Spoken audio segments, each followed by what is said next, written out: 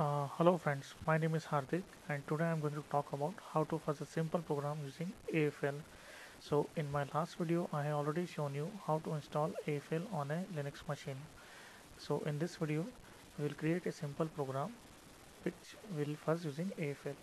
So I have already created a simple program and I'm going to show you how do we fuzz. Before that we will go through the source code of that program. So as you can see, uh, my simple program name is imageread.c and it contains a simple structure called image which has a various fields like character header which is 4 bytes, then width which is of type integer, then height which is of type integer, and then there is some data which is of character 10 bytes. And then there is a main function. It takes two arguments, argc argv, which is a standard for any C program, and then it calls a process image function with its first argument.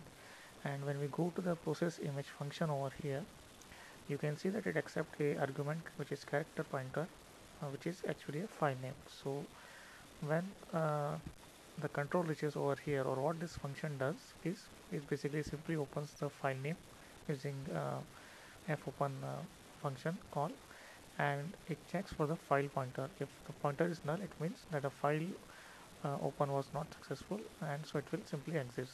But if the file uh, open was successful, it will try to print the different data. So the data will be of structure image format like header, width, height, and data. So as you can see, I have used a while loop over here, which basically takes calls one fread function, and it tries to read the size of image, which is of type struct image, to the a variable name image, which is of again type struct image. And uh, unless it is greater than 0, uh, it will keep reading the data from a file name, the argument which we pass over here, that will be the file which will be read over here. And from that, what it will do is it has one variable which is of type integer. Its name is size1. It basically takes the image width and image height and it multiplies them.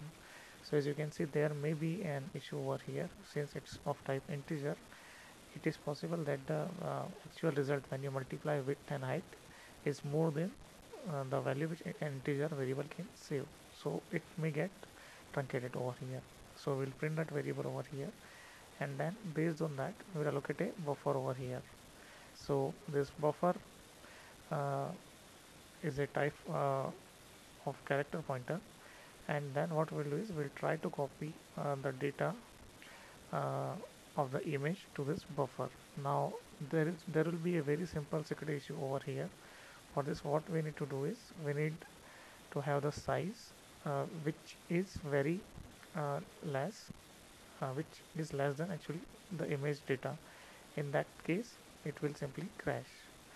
And then again, I have taken one more variable which is of type integer, which is size2, and what it does is it simply uh, divide image width by image height, and then it's try to free the buffer which has been allocated over here using a malloc call, and then it does a random check over here that if size1 divided by 2 is equal to 0, if it even, then it will free the buffer again. So there is a double free over here if the size of if size1 is a even number.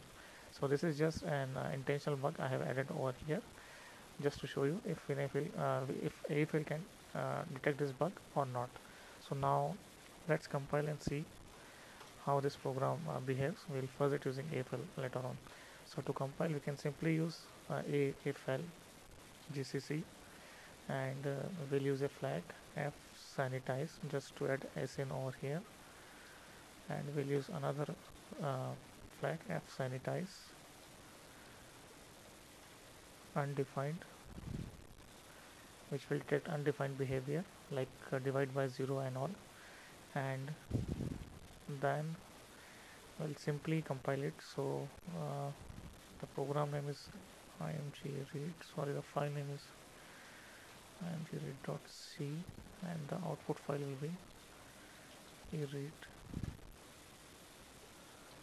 So there is some issue with the argument I have given. Okay, it is compiled and you can see that it is instrumented. More we can do is we can simply add AFL harden is equal to 1, so it will actually instrument and add some more flags over here.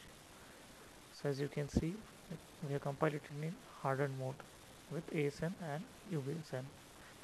Okay, now let's first this program using AFL. So for that we'll need one input file where we'll give our input seed corpus. So I have already created one input file which I will show you. So I will use a hex edit. We can dump using hexedit. This will dump the file in a hex format. So I have this image sample image.image file. Let's see what it contains. So as you can see, it start with a header img. Then this 4 bytes are for width and this 4 bytes are for height. So width is 10, height is 17. This is in hex. So if you convert it uh, in this decimal, it will be 23. And then the data contains few bytes of AAA over here and some junk data over here.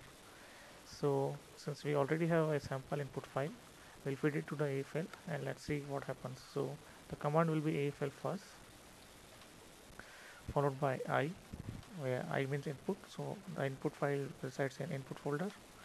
We'll give one O, that is for output folder. So we can say output. And then since it is a 64-bit compiled binary and we compile it using ASN and AMSN, so it may complain about the memory. So I will show you what error message you will get when you try to run this. So let's run image read and at the rate 2 times. So what it says, this argument says is that the input will be a file. So at the runtime we will replace this to at the rate symbol with a file name. So let's try running it if it's successful or not. So when you run it, you get a simple message over here that the target binary crashed suddenly, and it says that since it seems to be built with ASN and you have a restrictive memory limit, so basically the amount of memory which required over here is less than what the ASN and actual program will require.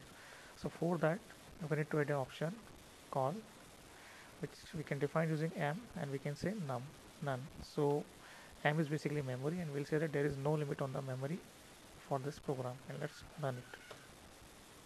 Okay, it's working now. So when you run it, you can see that we immediately get one crash, and we can wait for some time and we'll see how many crashes we get. Okay, there is another crash, and so if you wait for more time you will actually get more crashes, but let's try to analyze these crashes. So our command to run this program was dot image, and so before that let's go and see what does output directory contains. So we'll go to the output directory and we will see that it contains different files and different folders, right? So let's go and see what does Q file contains. So when you go to the Q, you can see that it contains different files. So basically what AFL does is it takes the input file, it modifies some byte over here, and if you see the file name over here, so this is our original file, and then what there is another file, right, id with id01. So what how this file was derived was that it has taken source is 00, so it has basically taken this file which is id000 and it is flipped 1 byte at position 7, so it got a new coverage. So it is saved at a new test case. So let's dump the content of first file and then we'll see the second file. So 0, and you can see this is what first file contains, and we'll see what the second file contains. So as you can see over here,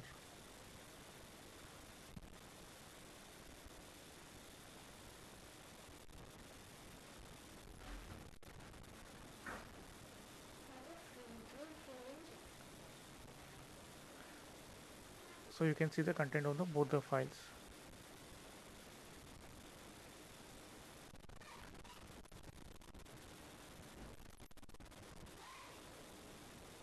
You can see there is a major change over here where it has changed it is 80 over here, and if you see over here, this file contains 00.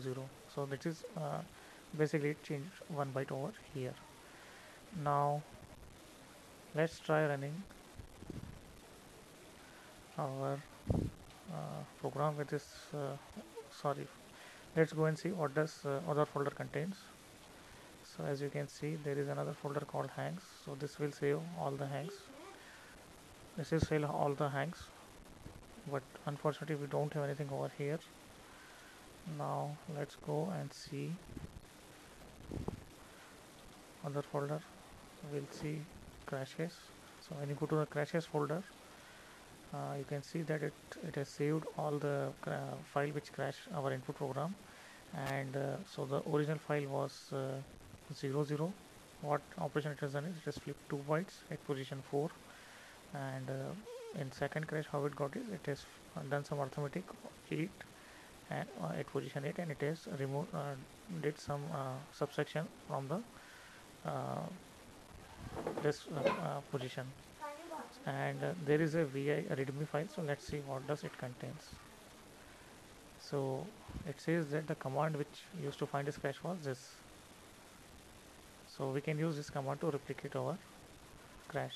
So now let's try replicating our crash. So you can actually see other data over here, like first bitmap, fuzzer sets, and what you see over here is master S1 S2 is when you run the multiple instances of WinAFL, there will be one master and there are n number of slaves depend on the processor you have. So this is something I will plan to cover in the next video. So right now, okay, since we got 2 crashes, let's try to replicate our crash, and as we know the command, so let's simply try to run it with that. I'll simply use image read. Sorry, I'm in output directory. Okay, the file is over here, image read, and output crash id 0. It is the first crash. So you can see that it is a double free, right? And this double free is why. So I will just show you over here.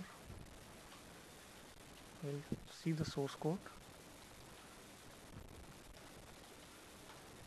So the double free, right? We have intentionally added one check where it's try to free the buffer.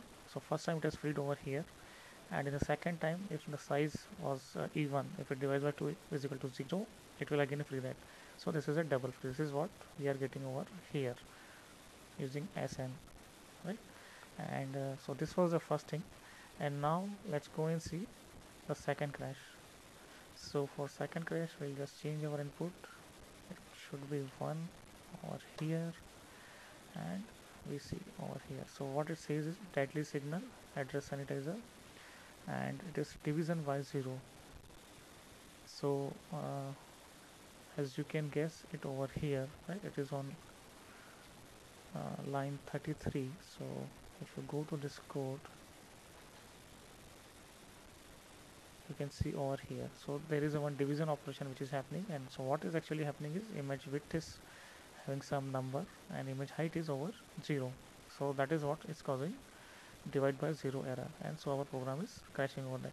So this was a very simple example on how to fuzz a simple program using AFL with SN and UBSN build, and I'll be releasing this source code on my GitHub repo, so you can actually fuzz it yourself. You can modify this program. In the next video I will cover more details about ASN and what is ASN, what is UBSN, what different kind of issues we face. Till then, stay tuned, and if you have any feedback, comments or suggestions, feel free to send me. Also, please do like and subscribe to my channel. This will